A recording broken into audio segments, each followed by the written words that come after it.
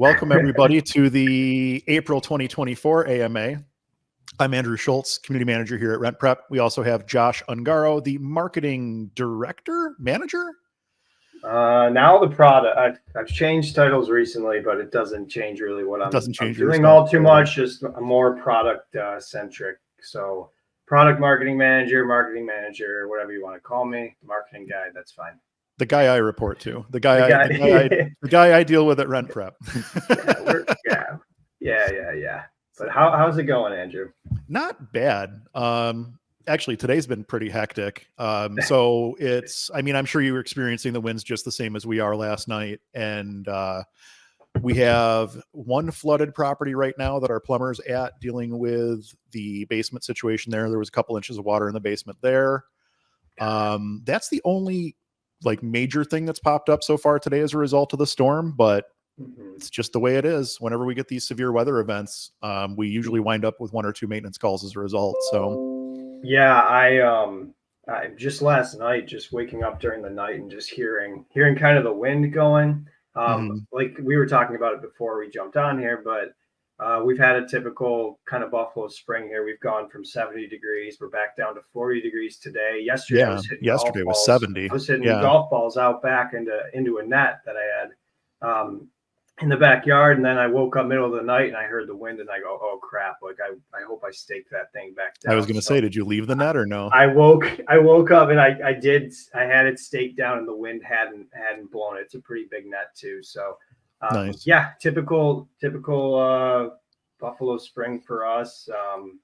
And we're just moving through. I've got a little bit of a cold, so excuse the nasally voice today. Yeah, we'll try to go easy on you. Yeah. And I've got the Masters background on today. So shout out to the Masters Golf Tournament, Augusta, Georgia.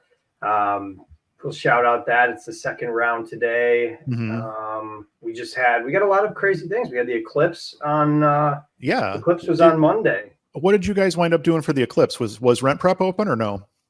RentPrep was open. We had some time to just obviously I think we were closed for 15 minutes during the main point of the eclipse, but it was cool.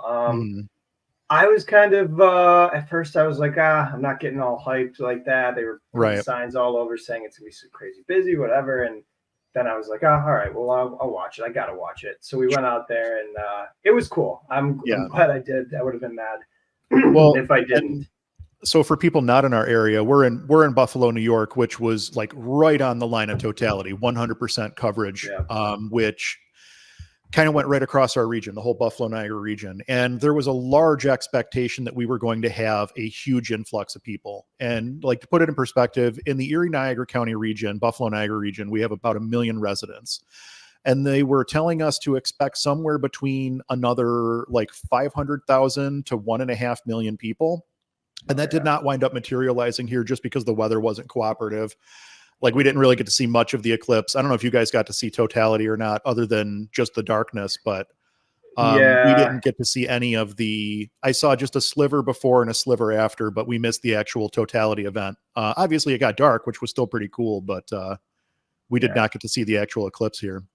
We actually closed our office. We were kind of anticipating that, because our office is right on Harlem, which is a major thoroughfare here. We were kind of anticipating that we were not going to be able to get around the area based on what we were being told. And we decided I worked from home for a few hours that morning and then we took the afternoon off. But yeah, definitely did not get nearly the amount of people that we were expecting, which is honestly probably a good thing. But I would have liked to have seen the people. I think it would have been awesome to see that many people come back to Buffalo, but it is what it is. Yeah, and I actually, weirdly enough, I was in Toronto this weekend, the past weekend. So we had scheduled this. We went to go see a concert. We were in Toronto, and then I remembered, I go, oh crap, we're coming back Sunday. That's probably going to be when a lot of people come, because for anybody who doesn't know, Toronto's only about 2 hours, 2 hours from Buffalo, let's say. Not far at all. So a lot of people figured a lot of people would be coming right over the border, but we got up, I think we were on the road by 9 and no traffic. I think it was a 7-minute wait at the border. So yeah, that's not bad. I kind of anticipated, because we were talking about it in the marketing meeting last week. I kind of figured that you were going to get screwed coming back on a Sunday. I was pretty laughing at that, but yeah, it wasn't nearly as bad as what they thought it was going to be, but didn't pan out. But all right, well, yeah, I feel like we haven't had an AMA in a while, but it's been it's been less than a month, actually. Actually, no, I'm sorry. It's been a little bit more, because we did the March one early in the month and we had to push this one back because of the eclipse. Yeah, right. So yeah, so let's same deal as usual here. We got a lot of form submission questions that got submitted by you guys. Good questions this month. I'm excited for this one. I know. While you're digging that up, I'm just going to go over what we've produced lately. Oh yeah. As far as new videos that are out on the Facebook page, or I'm sorry, on the YouTube channel, they're probably on the Facebook page as well. We did just release a video on tenant screening tips, and it's not just your typical tenant screening tips. It's a little bit more in depth. It's coming from my experiences as a property manager. I think that's a good one to watch. And then we also released a video on when and why you should hire a property manager. And spoiler alert, you don't always need a property manager. That's one of the first things I mentioned in the video. But if you're at a point where you're struggling managing your portfolio of rentals and you're thinking about a property manager, that's a good video to take a look at, just to think, okay, do I really need a manager, or is there something else that I can be doing before we make that decision? And I think that's going to be a pretty good piece of content as well. And then upcoming, go ahead. I think also there is an article, if you just go to the RentPrep site and you kind of search property manager or anything like that search term. We do I think have an article up there that kind of weighs and kind of guides you through just when is it necessary for you to have a property manager or leverage one, and when is it really not worth it. So that is and it's kind of a weird window, because I work in third-party property management. We manage property on behalf of other people. So like, you have the self-managing landlord that slowly grows out of the point where he can continue to manage it himself. And then you have this period of time where they have a manager in place, like a third-party company like us.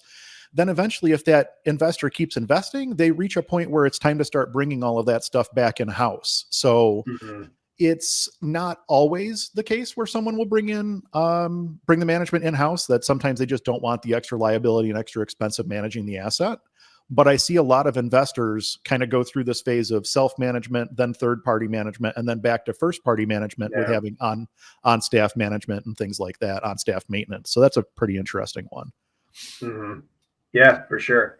Well, I think if we want to jump right in, the first question that we had pertains to kind of property management here. And if I'm pronouncing this wrong, apologies, but Ranjit. I think it's Ranjit. Ranjit. Let's go with that. I might be pronouncing it wrong too. I probably am. Yeah. All right. Well, Ranjit had asked, what are your biggest frustrations as a property manager? Oh man, I was thinking about this one because I wanted to have a really good answer for this question specifically. I think my biggest frustration as a property manager, I'm going to answer this twice. Once as a property manager and once as a small business owner. My biggest frustration as a property manager has to be people that don't read, for lack of a better, like we have policies and procedures and stuff like that in place, starting with our application process. Even before that, starting with the rental listing. Like there are so many things that people can find out just by reading the rental listing or going to our website. And everybody seems to think that the rules don't apply to them in 2024 and that they can bypass the procedure and this and that and the other thing, which we simply put don't allow. Like we have these policies and procedures for a reason.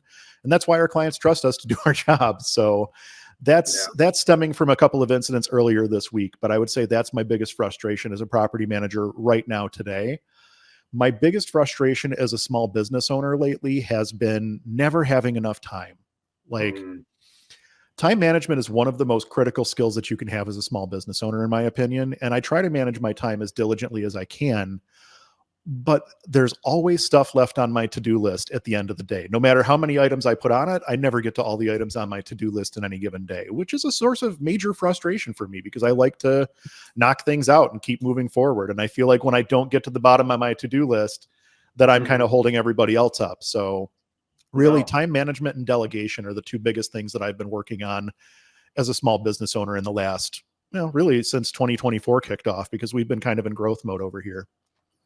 Yeah, that's understandable. And obviously, the frustrations of being a property manager with tenants or even people you're working with that just don't read, whether it's leases, whether it's other contracts, different things like that. Like that's, that Yeah. can be a huge source of frustration.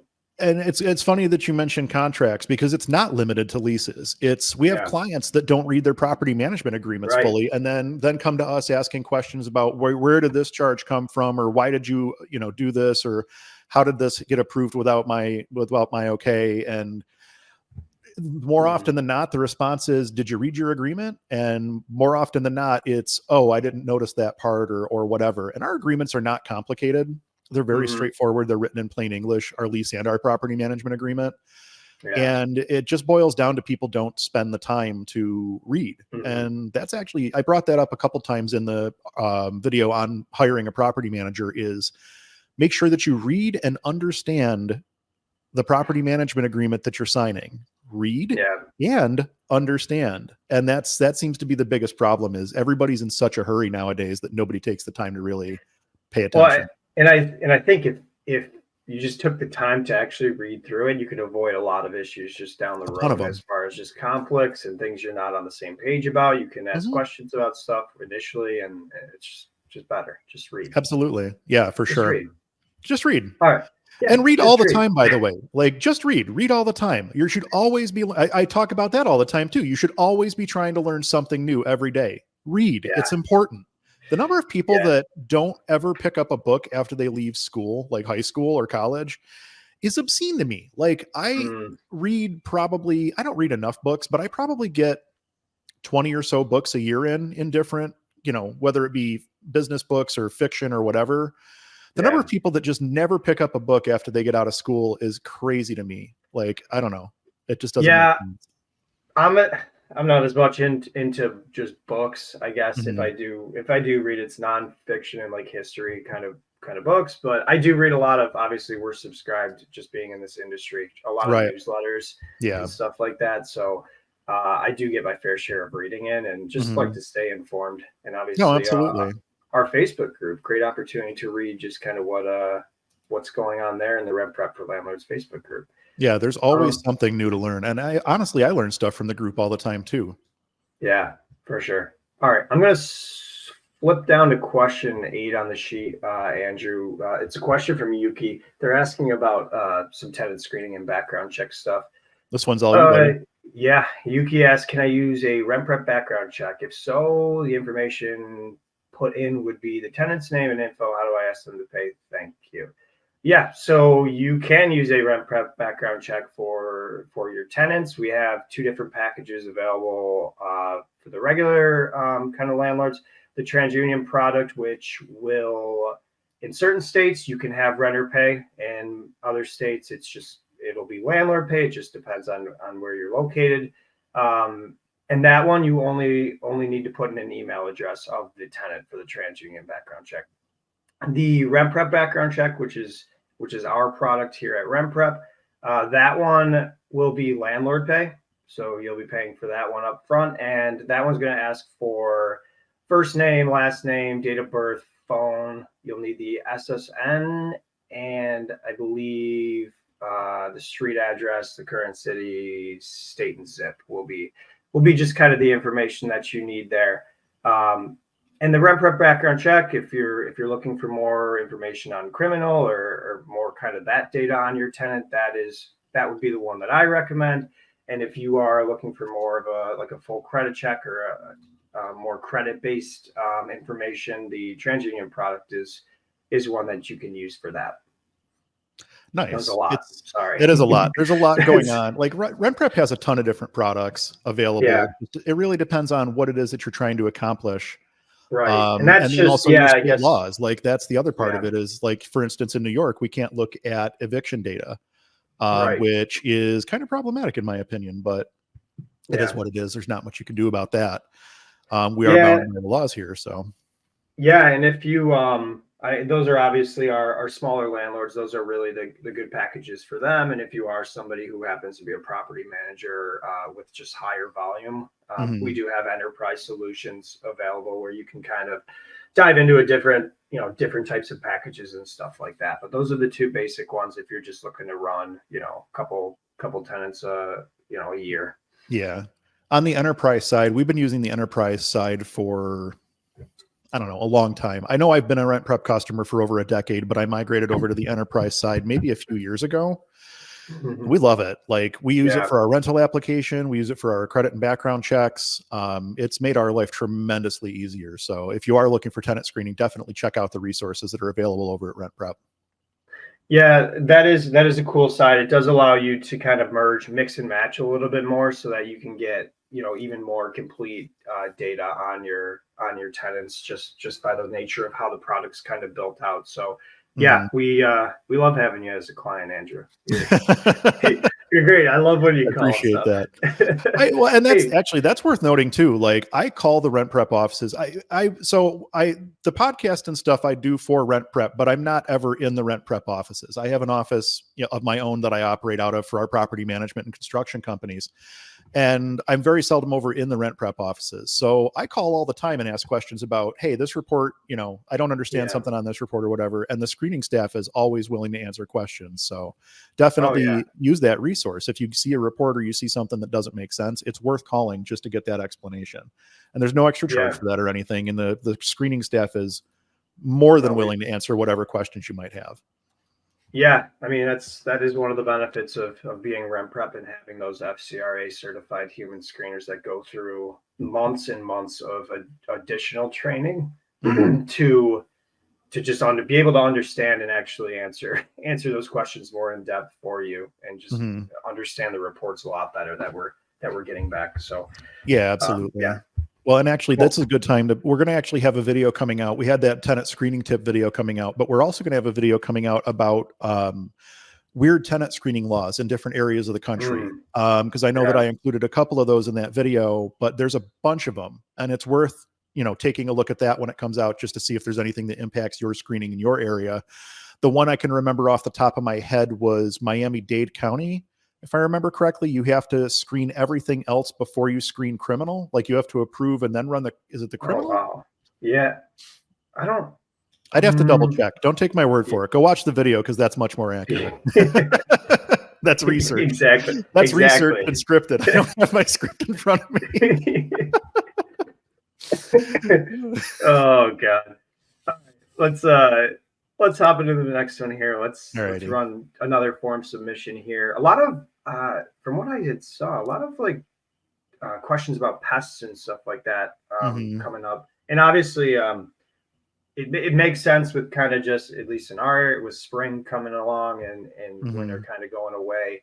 I have started to see, I've seen some ants around. I've seen, I've even seen bees and all that kind of stuff out there. So Linda asks, responsibilities if a rat gets in the building other than bait and trap by an exterminator. Also, the cleanup of the tenant's possessions in the basement.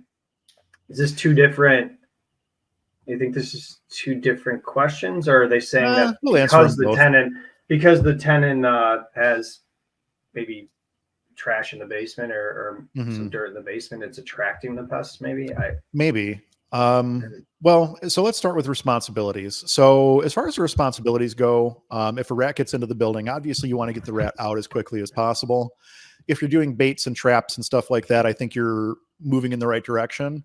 That said, it's typically never just one. So once you catch one, you have to reset those traps or those baits or whatever. And it's kind of an ongoing thing. The biggest thing that you can do is figure out where they're entering the home. Maybe you have some gaps in your foundation. Maybe you have a dryer vent that's not hooked up, but the louvers have come off, so they're coming in through the dryer vent and then down into the basement. I've seen them come in through chimneys. We actually had one. Oh man, we got a phone call from a tenant one morning at 5:30 in the morning. She's getting up to go to work, and a rat had actually come down the front vent pipe of her sewer line, through the sewer underground and up the sewer line, and it drowned in the trap of her toilet. Oh, wow. I've never that's one of those things that only has happened one time the entire time I've been in this industry, which is 15 years now. It was the craziest thing. And I'm like, there's no way that happened. But that's exactly how it happened. There's no other explanation for it. God. Like the toilet lid was closed. Like it's not like the rat like opened the lid and climbed in and drowned or whatever. Like that was crazy. But the biggest thing you can do outside of baiting and trapping is making sure that you're doing the exclusionary measures, is what they call them, to prevent the rats from getting into the building. That's going to be honestly the number one thing. As far as the tenant stuff in the basement, if they're storing a bunch of garbage down there, I would say send them a letter telling them they have however many days in your state to get the junk out of the basement, because it is attracting rats. It's also probably a good idea to walk through the apartment and make sure that they don't have a lot of debris and stuff hanging out in the apartment, or food left out in the kitchen, pizza boxes or something like that. Anything that smells good, a rat's going to be attracted to. And anywhere where they can find a source of water, they're going to be attracted to. So those are the two main things that you're going to be trying to eliminate inside the property. Yeah. No, that's good.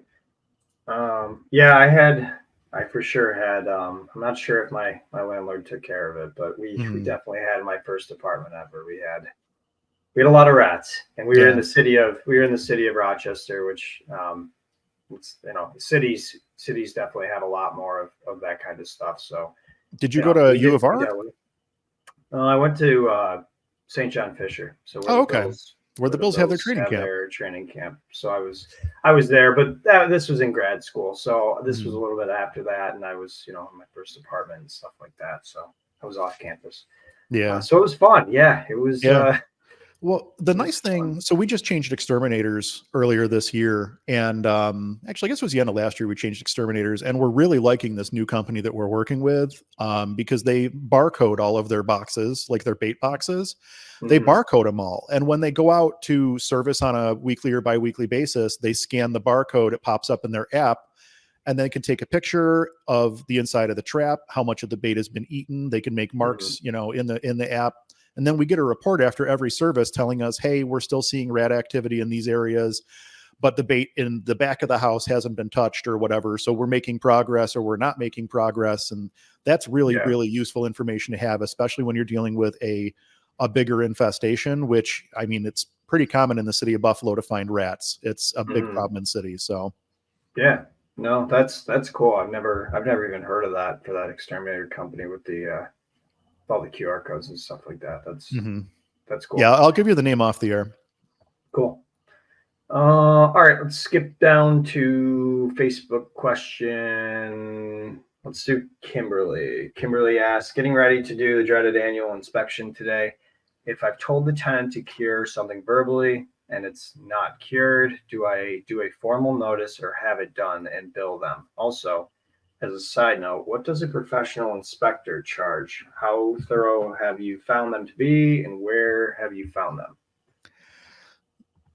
Let's start with the professional inspector part first. I don't know. So in some states, there are services that will actually come out and do like your inspections and stuff for you. I think Texas has a company called On-Site Pros or something like that does that sort of work. I've also heard of some landlords hiring a property, like a home inspector, to go through and do an inspection, and maybe they can work out some kind of a reduced rate because they're not asking for necessarily a full inspection. They're just asking for more of a walkthrough type of a thing, looking for leaks and whatnot. But honestly, this is something that you should be able to do as the property owner. Have a pretty good checklist that you want to walk through with, and make sure you're following your checklist. If you follow your checklist from top to bottom, you're not going to miss any of the things that you wanted to take a look at. Make sure you're getting a ton of photos when you do your inspections, as many as you can, because that's going to help you to kind of determine how things are going in the unit. You can compare your move-ins to your periodic inspections to your move-out, and kind of see how things have been progressing. If you have told them to cure something verbally and it still isn't cured, I would file the formal notice. Do whatever you need to do in your state to issue a notice to the tenant telling them that they have however many days your state allows to cure that issue. And do this for anything that you want cured. Don't do a verbal notice to cure, because they're not worth anything. Do it in writing, and then that way you're at least, if they don't cure, now you're in a position where you can say, you haven't cured, we're going to terminate your lease, or we're going to pursue an eviction because you're not upholding the lease, or whatever the case may be. Anytime you're talking about something like that, where it's a formal communication, always make sure you get it in writing, and always make sure that you have it served in whatever capacity your state requires you to. Right. Good. I saw another one down here about pests. So let's do this question from Janice. Help. Bugs are waking up. Any recommendation or any recommended ant control sprays? Do it yourself. Let me see if I can get the Home Depot website up here real quick. We actually use the ant trap. What have I used? I can't remember the brand of them, but they're just basically like an ant trap. The Taro brand liquid ant baits. Let me grab the page. There's a bunch of different ones out there. And let's see, share screen. There we go. This is what we use. And there's a bunch of different varieties of them out there, depending on what you're trying to accomplish. But we've had pretty good luck with these. I use these in my own home. And then obviously there's a ton of different over-the-counter stuff that you can purchase. Of course, now my website doesn't want to go forward again. There we go. There you go. There's spray cans that you can buy. There's, the traps and whatever. There's foggers if you really have a nasty situation. But honestly, for the most part, what we use is those Taro liquid ant baits. They seem to work pretty well. Yeah. The thing I like about them is they're very easy to deploy. Like, I can buy a box of those at Home Depot on my way to a property and throw them all over the place when I get there. Yeah. They're pet safe as long as the pets aren't chewing on them. They're kid safe as long as the kids aren't chewing on them. And they do kill ants. So they get the job done. Yeah. No, I know I was talking about it with, spring kind of coming. We've seen a little bit of the ants are starting to kind of get in the house in certain places and stuff like that. Nothing crazy, not like a ton of them, but definitely, they're out and about and starting to get more active, at least in the areas around where we are. Yeah, I haven't seen any inside the house yet, thankfully, but I know it's coming because it happens every single year. Yeah, we did the old girlfriend. We pulled the couches out, wiped everything. It was a crazy. Prompted us to do some cleaning, some spring cleaning, yeah, just for some peace of mind, which was overdue. So peace of mind and just getting ready for the spring anyway.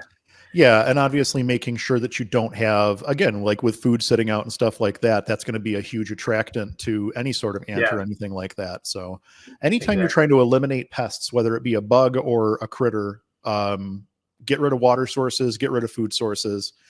Make sure that you seal up the outside of the building, and that's going to solve your problem 95% of the time. Yeah. All right. Form submission question. Question from, let's do this one from Henderson. There's a lot of talk about every adult staying in a rental listed in the lease. My question is, what advantage is it to an owner that every adult staying in the rental is listed on the lease? If the rent is coming from one person, I can understand with multiple people. If the rent is coming from one person, I can understand with multiple people listed in the lease that the owner has more people to pursue for damages. But in this case, where one person has the money, wouldn't an eviction become complicated by adding non-financial name in the lease? It can. So we have basically two different classes that we put people in on our leases. They're either at the top of the lease as a responsible party or responsible tenant, or they're an additional occupant, which is generally speaking going to be the minors, or maybe you have an older family member who's living with you for care purposes or something like that, that they're not contributing financially to the property. From a property management perspective, you want as many people, you want to know everybody that's living in the unit, because there's a liability associated with not knowing who's living in your buildings. And on top of that, it's one of those situations where you want to make sure that you're not dealing with overcrowding situations or too many people living in the unit or whatever the case may be. And secondary to that is jointly and severally liable. And responsible. So if you have one person, say you have a couple that's living in the apartment, but only one of them is on the lease. Well, if that other person has financial means, even if they can't support the apartment on their own, they should be listed as a responsible party on the lease as well, because that gives you the ability to go after everyone, both jointly and separately, when you go into a court situation, whether it be eviction or small claims or whatever. As far as it becoming a complication by adding extra people to the lease, I have not found that to be the case here in at least our region of New York, because when we do our eviction paperwork, we list all of the known occupants. We don't list the minors, but we list all of the known occupants over the age of 18 and all other occupants, known and unknown. So that covers your John and Jane Does and all of that. So that's how we file our paperwork up here when we do our 5 and 14 days, when we do our eviction petitions and stuff like that. Everybody that we know living in the unit gets named, and all other occupants. But this is definitely something that's a state by state basis thing. So you really need to understand what the laws are in your area. Yeah. Okay. Question from Karen: How to discuss a large black spot and larger beige spot on hardwood floor? Disguise, is that what they're trying to say there? How to maybe disguise a large black spot? No, they want to discuss that. It's a tenant issue. Oh, how to discuss a large black spot and large beige spot on hardwood floors from dog with lawyer tenant. Says later, is water that stained? Don't believe them. So hopefully you have some photos from the move-in showing what the condition of the floors was at that time. And you can literally take those pictures and show them to the attorney and say, hey, this is what it looked like when you moved in. This is what it looks like now. There's a discrepancy here, and it's obviously been caused by something in your apartment. I wouldn't even necessarily say that it was caused by the dog. I would just say, since you've moved in, damage has occurred in the apartment. You're responsible. Damage has occurred beyond reasonable wear and tear in the apartment, and you were responsible for those damages. Whether you want to pursue it now or pursue it at the end of the tenancy is kind of up to you. If I find damages, I like to try to pursue them as soon as I see them, to try to keep the security deposit intact whenever possible. Hopefully this tenant is of some means and is able to pay for the repairs, and kind of go from there. It's interesting that, so keep in mind, not every attorney practices real estate or landlord tenant law. There's a lot of criminal defense attorneys out there that don't know the first thing about leases, and it's just because a tenant is an attorney does not necessarily mean that they know what they're talking about. So don't put yourself in a situation where you're responding emotionally. If they want to sit there and scream, let them sit there and scream, and then send them the writing and notice and move on, or have them contact your attorney if you need to hire one to pursue the eviction or whatever the case may be. There's a lot of people that won't rent to attorneys for reasons exactly like this, because they don't want to get into a legal argument with somebody that knows more about the legal system than they do. And in some areas you can do that, and in some areas you just can't. It really just depends on, I just found out, because we don't operate in New York City, we're on the other end of the state. Dan in the Facebook group, one of our moderators, had commented on a different question that I had marked out on this about, can you refuse to rent to a lawyer? And in New York City, lawful occupation is a protected class, as well as lawful source of income. But outside of New York City, as far as I know, I'm not an attorney, so don't quote me on this, I don't know of any legislation stating that lawful occupation is a protected class. Lawful source of income is protected, but I don't think that lawful occupation is protected in the rest of the state. I could see it coming down the pipeline for sure. Once it gets added one place, it's usually pretty common to see it getting added in more places. But as of right now, that's the lay of the land as I understand it here in our region. So that's definitely something that's interesting. And I think that it's going to become more of an issue as time goes on. Yeah, I think, and for some reason, I thought I added that. I thought I added that to this AMA, that question about. You did. I marked it out because I answered it in the Facebook group. Okay. But we just covered it anyway. I'm glad.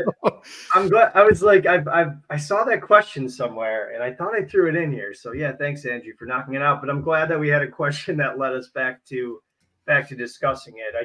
That is interesting. I don't think we've ever had that kind of come up on this, whether you can refuse to rent to a certain occupation or whatnot.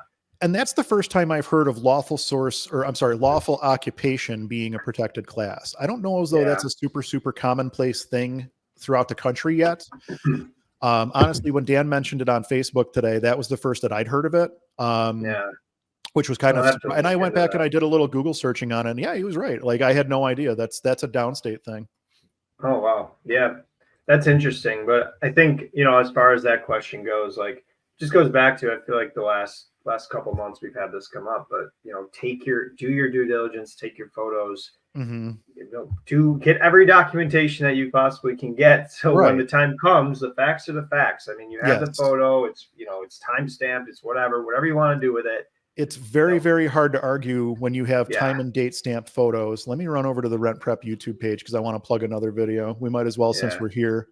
We do have a great video series. I think it's 2 or 3 videos that I did back when Eric was still working in the marketing department. Let's see, move in and move out photos.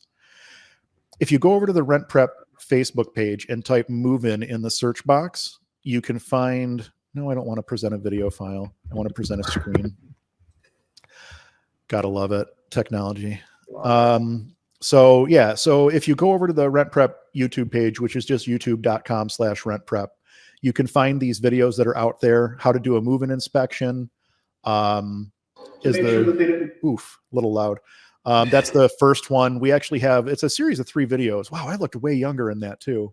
How long ago was that? Oh, 6 years. All right, I'm done. We're done with that segment. But go check those videos out. They're still, even being 6 years old, that's evergreen content. There's nothing that's changed on how to take good photos of an apartment before a move-in. And that's your best opportunity to record the data that you're going to want at the time of move out. So if you do your due diligence on the front end and make sure you get really good photos, it gives you a lot more ammo on the back end when it's time to justify those security deposit dispositions. Yeah, for sure. And we've got, I just took a look. We've got about 630 videos that are in that RentPrep YouTube channel, which is just at RentPrep. So we're getting up there, and a lot of them, there's a lot of good stuff in there. So we've got a decent amount of subscribers. We've got a lot of people that comment on the videos, and there's some engagement there. So yeah, anytime anybody's looking for any information, just see if we might have a video on it. And if you don't find that we have a video on it, we are more than happy to take suggestions as far as, what kind of content we're putting out. Yeah. Keep in mind, we push out 2 videos a month. We push out a podcast, and we push out the AMA as both a video and a podcast piece. So we're constantly looking for new ideas for videos, constantly. So if there's something that you're looking to understand or you don't have a good grasp of and you're trying to find some information on it, let us do the research for you. Submit your idea, and more likely than not, it'll wind up on the list, to be honest with you, because I know that we're currently in a position where we have the next couple months scheduled out, but we're always looking for video ideas. So certainly keep us in mind. Yeah, even with all the crazy changes every day, just within the industry, I think that's kind of cool. Maybe we'll start that as just something I can pop into the Facebook group and do like a poll every once in a while and try to get some more content ideas. And I'm sure everybody's got different thoughts about what's going on. So it might be something we just don't end up talking about, and then we can grab it and, turn it into a video. So I think that's a cool idea. I will definitely I'll throw a poll in there next week just to see how we're doing. All right, so that one's good. Let's bounce back to a Facebook group question.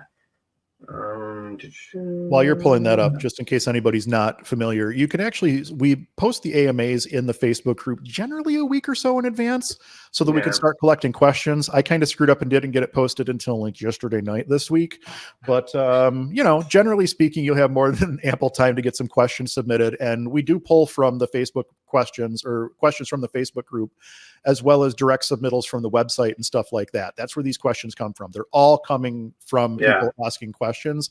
None of these are made up scenarios or anything like that. So we constantly have questions. Yeah. It might seem like some of these are made up. They are not. They are 100% not made up. They're being stripped right from there. So yeah, I will. Maybe I'll put a Google form together and I'll throw it in the Facebook community here and there, and we'll get some more content ideas. We'll start to work on some stuff. Yeah, for sure. All right. Let's do a question from Dwayne in the Facebook questions.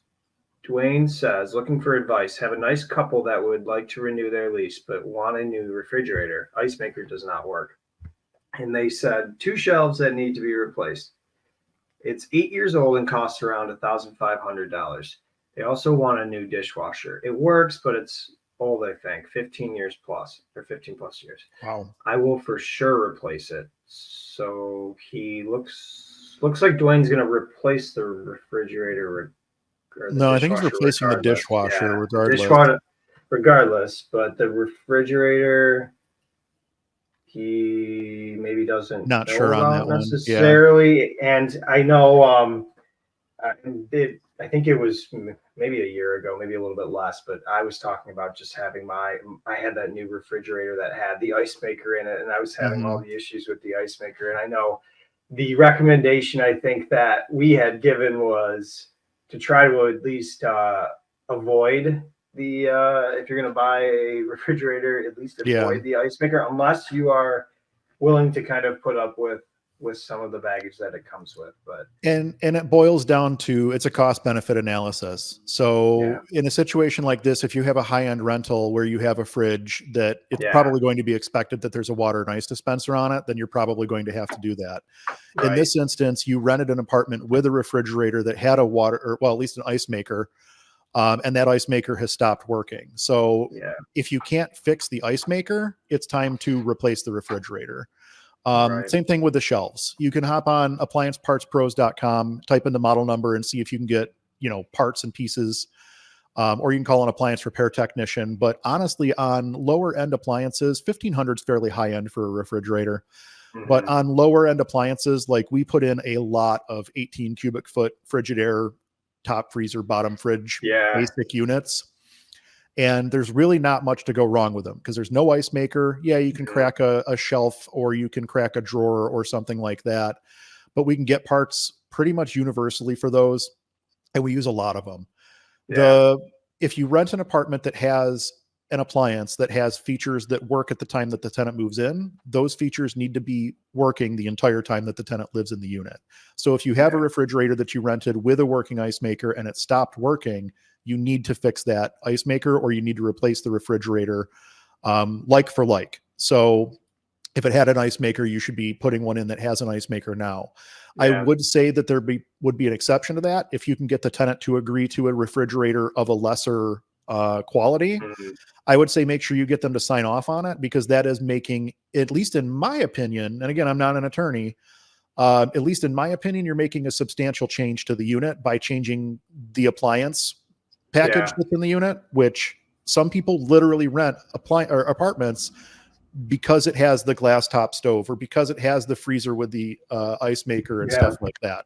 So it is, it's not something that you can just gloss over. You have to replace like for like whenever possible, unless the tenant does agree to a lesser appliance. And again, I would say make sure that you get them to sign off on that.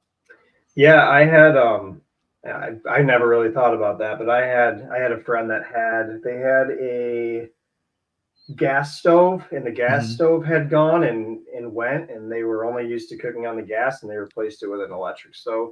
Yeah, that's a huge change. People absolutely will rent apartments based on gas versus electric stoves. I've had it happen multiple times. I've always had gas. I don't think I've ever had a place with electric, and getting used to even doing that. I mean, the amount of just times that burned food, smoked the place up. Like it took forever to get used to, even when I'd go over there and help them like do stuff, like it's a whole different game. So yeah, I mean, I could definitely understand. And electric is getting better. Like it's not as bad as it used to be with the great big thick coils that took forever to heat up and forever to cool down. Now you've got much thinner coils that kind of adjust temperature faster, or even like the induction top stoves, like that's almost as immediate as gas. Oh yeah. So Yeah. there's a lot that you can do. But if you have a gas stove, you got to replace it with like. Yeah. No, that makes perfect sense. All right, let's go. Let's do this one. I'm a little curious what you might have to say. Let's do this question from Alfie. It's a Facebook question. What's the longest you have had a vacancy for? I'm a little over 2 months. Never had that long before, and it seems like just by the punctuation in there that they are starting to get a little Concerned, yeah. squeamy about not being able to fill the unit. I did not get a chance to check and see what our longest vacancy has been. I will say that I would rather let an apartment sit vacant. And this is something I tell every single one of my clients, even as early on as like the first sales call when we're explaining our services. I will tell a client flat out, I will let your place sit vacant until I find the right tenant to put in your apartment, because it's so much less expensive to sit for a month of vacancy than it is to place a bad tenant, because now you're dealing with lost rent. You're dealing with property damage. You're dealing with legal fees.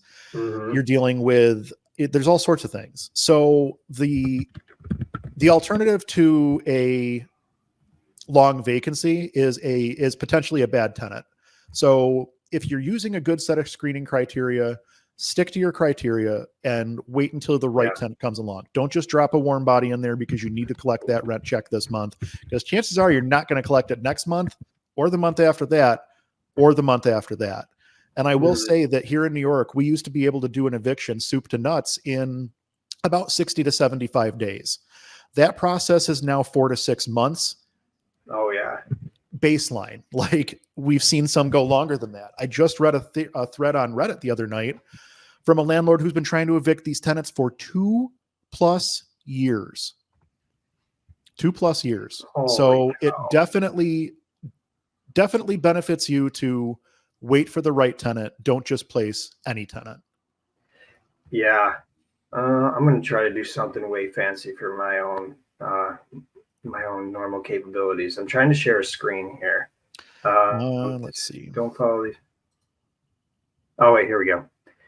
All right. So we do have, and like Andrew was kind of talking about, and there is a disclaimer on here. It's not 100% accurate. There are, obviously, each state is a little bit different, but we do have under our resources tab on the site, we do have just a eviction cost calculator that at least gets you somewhat of a idea of the costs that you may endure just with having to evict a tenant. So all it asks you to do, and there's other factors, but all we ask you to do is put in just the monthly rental amount that you'd be grabbing, and it'll pop up a couple different areas here: estimated legal fees, the months to evict cost, months to turn, unpaid month rent, and it'll kind of spit out how much exactly you truly will be at cost for if you have to go through this. And it's not 100% accurate. You can read the disclaimers there, but it does at least show you, because each state's legal fees are different and that kind of stuff. Of course. It does give you at least a ballpark idea of what you could be, up for. So totally agree with your point, Andrew. From a management perspective, I don't disagree with the legal fees might be a little bit light. But everything that's a factor there is absolutely a factor when talking about eviction. You've got the estimated legal fees, the unpaid month of rent, the months that it's going to cost you to evict them, which honestly, that's probably the part that's lightest on this entire screen. And then that turnover, I don't know if does that turnover, the months to turn, does that take into account a month of rent and the cost of damages? Because that might even be kind of light too, depending on how much damage is done to the unit. Yeah, that may be a little bit low, because it would cost prepare property for new renters, including that's probably a little bit low with the damage costs. I think, I can't remember what was figured into it, but we kind of looked at like industry, kind of looked at statewide like averages and tried to figure it out. But it might be a little bit low. Yeah, but I mean that's a very nice calculator just to, like, even for a baseline to understanding the cost of landlording is one of the things that I think a lot of new investors completely ignore. Not necessarily completely ignore, but don't give enough credence to. An eviction is a very, very costly situation. So scroll back up. Oh, you closed it. Never mind. No, you're fine. No. say the goal, I think you type 1,500 in for rent to collect that $1,500 and then lose almost $11,000 Yeah. because you had tenant placement. That's a rough spot to find yourself in. Yeah. Well, it goes back to your point. Like I will leave the unit vacant until we find the right fit, just because of that. Absolutely. And I know right now I have some units that have been vacant for, I'm not going to say how long, but I will say extended periods of time. And it's because they're a certain type of unit that we want to get the best possible tenant for, because it's more of a luxury type thing. And until we find somebody that meets the criteria that have been specified, we're not going to place that tenant in that unit because we don't want to take that risk. And the property owner understands. That's a conversation we had with them on the front end. We told them, you almost need to treat this luxury, because again, Buffalo is not a rich market. You almost have to treat this luxury listing the same as you would a commercial listing and wait until the right person comes along. Yeah. Yeah. And yeah, exactly. And that goes, I mean, obviously RentPrep is a tenant screening company, and that's obviously our goal is to help you find the most accurate information on your tenants so that you can try to avoid that. That's that's our goal here. So cool. And that, if anyone's looking for that eviction cost calculator, you just go to the rentprep.com site under resources. I think it's the third or fourth option there for you to click on. Nice. All right, 1:52 Eastern time is what I've got. So I think we've got some time for a couple more. We'll try to do like a little rapid fire here. Let's do Marjorie. I want to answer that one. All right, where is Marjorie? Is that she's up forum, or she's up at the top? Okay. Why don't I have that one? Between Alfie and Janice. You want me to read it?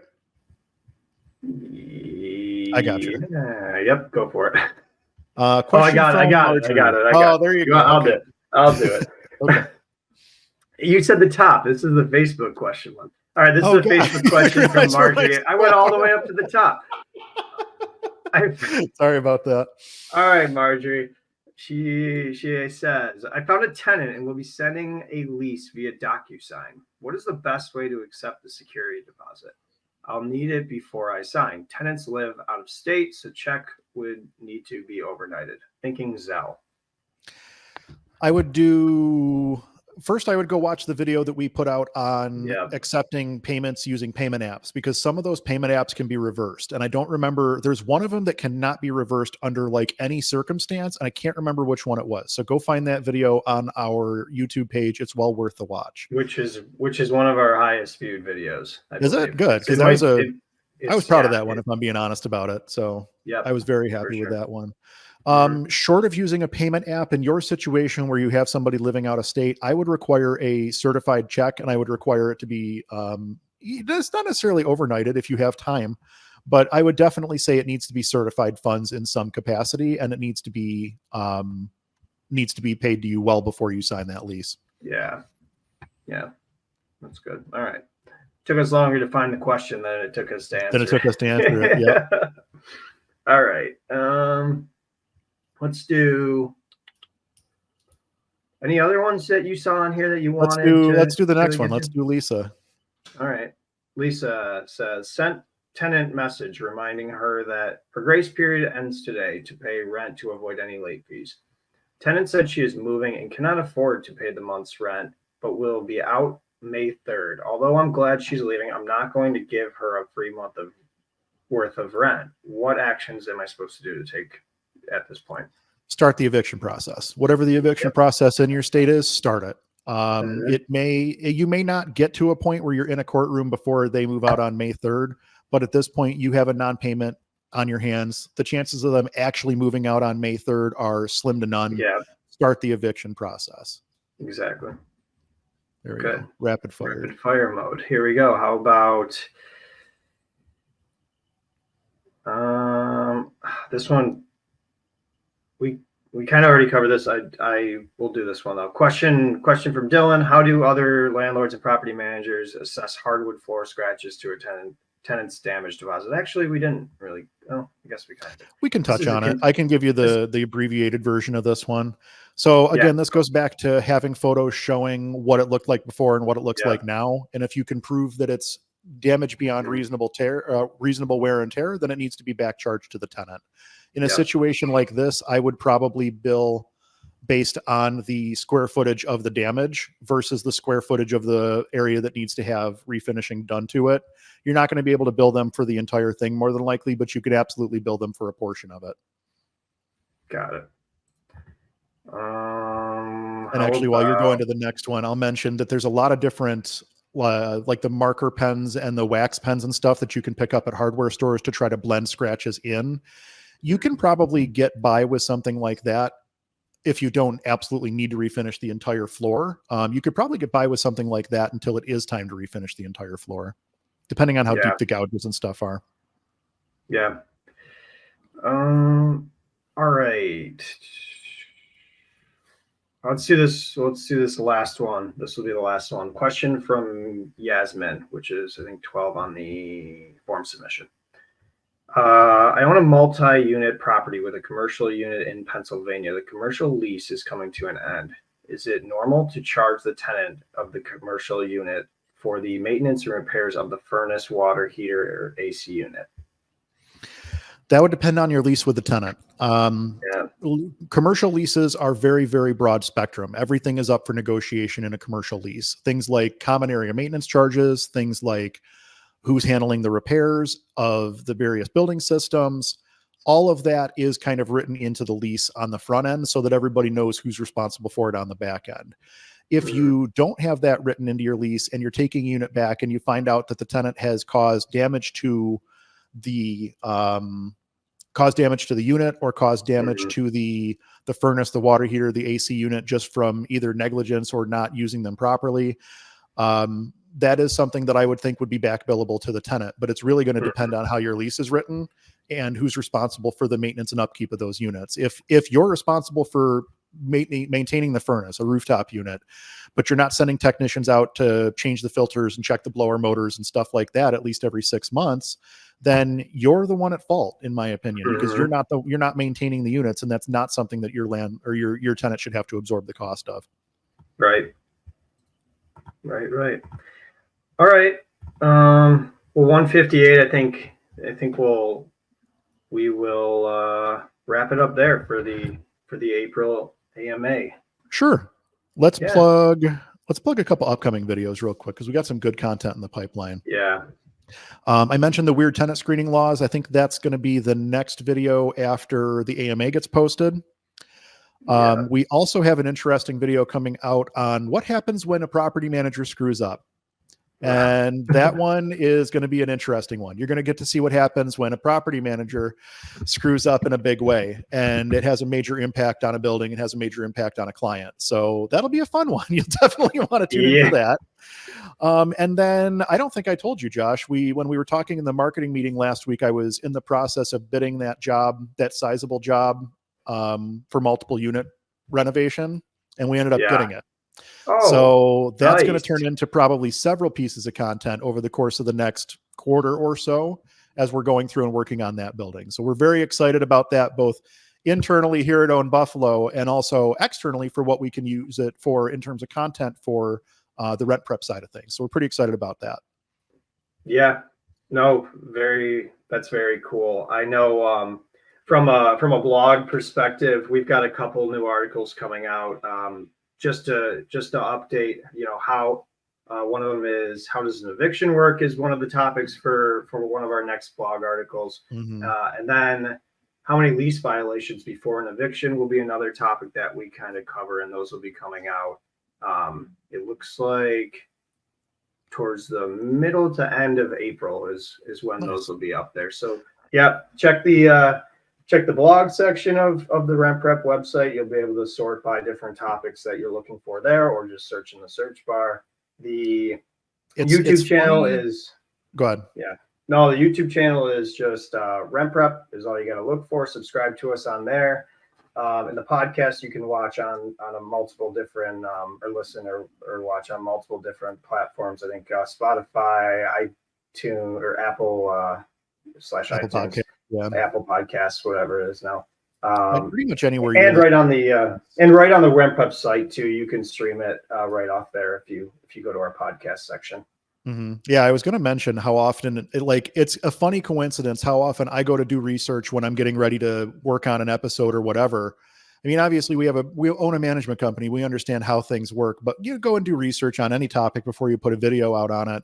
There are so many topics that I'll go to start doing research on, and RentPrep is in like the top 2 or 3 search results. So there's a lot of really great information on that website, including the tenant screening 101 section, which is something that I've been highlighting lately.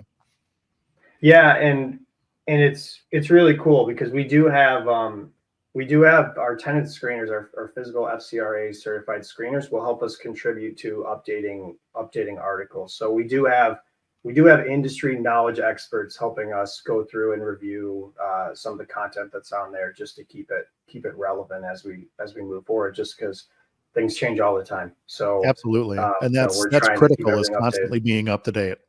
Yeah, for sure. Very cool. Cool. Let's wrap things up.